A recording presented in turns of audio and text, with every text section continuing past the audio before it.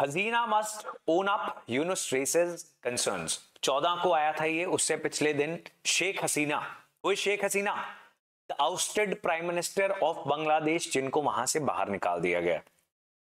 Protest हुए थे वहां पे स्टूडेंट्स के, और जब भी प्रोटेस्ट, जेन्युइन प्रोटेस्ट स्टार्ट होते हैं, which is a very important democratic right, कुछ रेडिकल एलिमेंट्स होते हैं हर सोसाइटी के अंदर जो उसके बीच घुस के अपना एजेंडा पूरा करने लग जाते हैं, राइट, बिकॉज ऐसे विचारों को अदरवाइज लेजिटिमेसी नहीं मिलती है। और खासकर ये बड़े एक्सट्रीमिस्ट धार्मिक लोग होते हैं, बड़े कट्टर लोग होते हैं। तो असल में वहां पे यूनिवर्सिटी स्टूडेंट्स का बांग्लादेश के अंदर प्रोटेस्ट स्टार्ट हुआ था।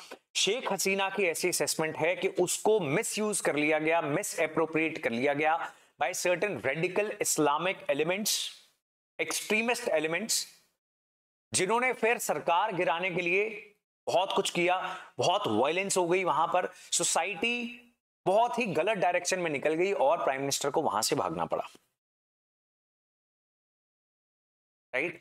Now she has given this analysis, और बात भी बिल्कुल सही है, एटलीस्ट इंडिया के पॉइंट ऑफ व्यू से तो बहुत सही है, बिकॉज द थिंग इज, जो शेख हसीना है, she stands for Bengali identity, all those people who wanted Bangladesh based on Bengali identity. इनके पिताजी फादर ऑफ द नेशन माने जाते थे, शेख मुजीबुर रहमान। और दूसरी साइड जो है वो है इस्लामिक फंडामेंटलिस्ट ग्रुप्स, जो साउथ एशिया में अनफॉर्चुनेटली बहुत अच्छा खासा इन्फ्लुएंस रखते हैं। तो उन्होंने इनकी सारी फैमिली को मार के तख्ता पलट कर दिया था। शेख हसीना बच गई थी because she was not there, right, otherwise सारे बच्चे बूढ़े सब मार दिए गए थे। And obviously these elements they use religion to legitimate any kind of murder or violence as well. तो आज भी वो जो दूसरा फैक्शन है जो आज बहुत ही पावरफुल है बांग्लादेश के अंदर, they are pro Pakistan, pro extremist ideology of Islam, right, and she stand for the other groups. अभी क्या हो रहा है, इन्होंने एक वॉर ट्राइब्यूनल बनाया था बांग्लादेश के अंदर कि 1971 वॉर में पाकिस्तान की आर्मी के साथ मिलकर बंगाली प्रोफेसर्स, इंटेलेक्चुअल्स, लोग, औरतें, उनको मारने, रेप करने, घर जलाने, माइनॉरिटीज को मारने वाले जितने भी लोग जिम्मेदार थे उनको सजा दी जाएगी। अब इनको जब भगा दिया गया तो ट्राइब्यूनल इन्हीं को ट्राई कर रहा है और इनके खिलाफ ही एक्शन लेने की कोशिश कर रहा है। बट क्या शेख हसीना ने कुछ नहीं किया? वैसे ये इंटरनल मामला स्टार्ट हो जाता है। हमें ये जानना क्यों जरूरी होता है, बिकॉज जब इंडिया बांग्लादेश रिलेशंस की बात होगी तो इस कंटेक्स्ट की भी बात होगी। लेकिन शेख हसीना भी बहुत ज्यादा डेमोक्रेटिक तरीके से काम नहीं करती थी, and democracy is very important, because जब जनता को अपना गुस्सा निकालने का मौका नहीं मिलेगा तब ऐसे प्रोटेस्ट होंगे, ऐसे वायलेंट प्रोटेस्ट होंगे। जब तक लोकतंत्र के अंदर ट्रस्ट है, फॉर एग्जांपल इंडिया में बाय एंड लार्ज हमें पता है कि इलेक्शन जो है हम चेंज कर सकते हैं, right. Some people are now these days, वो एक उल्टी कहानी में चल पड़े हैं कि इलेक्शन कमीशन जो है उसने बिल्कुल ही सरेंडर कर दिया हुआ है।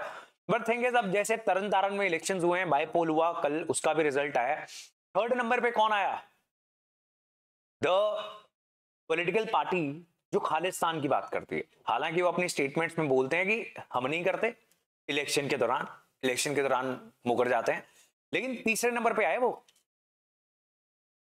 And then different political parties are winning different states. कुछ स्टेट्स के अंदर जो इल्जाम लगाया जाता है कि बीजेपी इलेक्शन कमीशन के साथ मिली हुई है, कुछ स्टेट्स के अंदर तो बिल्कुल ही नहीं जीत पाती, एक सीट नहीं आती बीजेपी की, एंड फ्रॉम लास्ट 30, 40, 50 इयर्स कभी नहीं आई। तो एटलीस्ट लोगों को जब ट्रस्ट है, नेपाल के अंदर क्या हुआ, इतनी अनस्टेबल सरकारें, ट्रस्ट इन डेमोक्रेसी वो गिर गया। तो शेख हसीना की भी कुछ गलतियां हैं, what I am trying to point out here. Are you getting my point or not?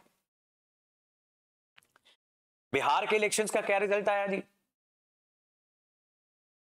हाँ, इन पंजाब तरन तारण bypoll Aam Aadmi Party won, and in Bihar the major elections bypolls तो चलो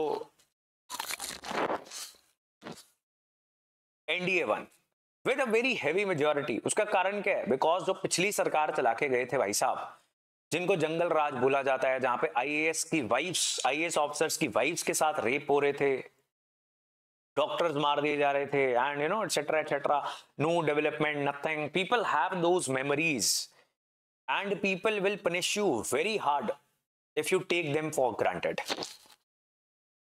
राइट? सो ये ऐसे इंस्टेंसेस आपको ये दिखाते हैं कि आप कुछ भी नहीं कर सकते हैं। डेमोक्रेसी इसलिए बहुत इंपॉर्टेंट है, और डेमोक्रेसी के 4 पिलर बहुत इंपॉर्टेंट हैं: legislature, executive, judiciary and media. They are very important. And as citizens हमारा क्या पर्सपेक्टिव होना चाहिए? बीजेपी और Congress, no, we should be very selfish for us. हमारा कौन भला करेगा?